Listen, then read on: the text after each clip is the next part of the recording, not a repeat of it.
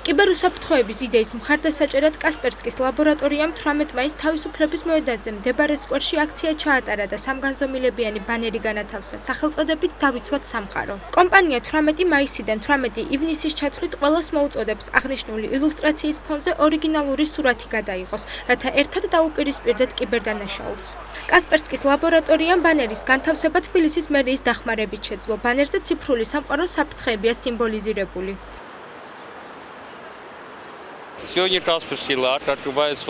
კომპანია კასპერსკის ლაბორატორია უკვე 20 წელია არსებობს და გსურს კავკასიაში ბაზარი ავითვისოთ.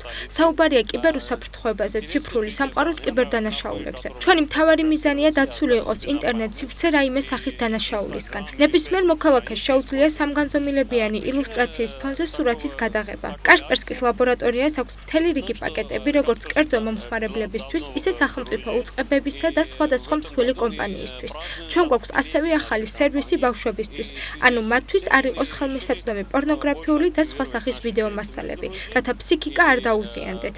ჩვენი სურვილია სხვადასხვა სეგმენტი მოვიცვათ. Наши новые продукции, уникальные решения. Სოფლიოში ცნობილი ანტივირუსული პროგრამების კომპანია კასპერსკის ლაბორატორია უკვე თბილისშია. ჩვენ მერიასთან მერიის დახმარებით, ასე ვთქვათ, დავდგით ბანერი. მე მადლობა მინდა გადავხადო ქალაქის მერს ბატონ დავით ნარმანიას იმისთვის, რომ მოგცა შანსი და ეს პროექტი, ეს მოგზალებული ბანერი არ დაბლოკეს და ქალაქის ცენტრში დადგეს.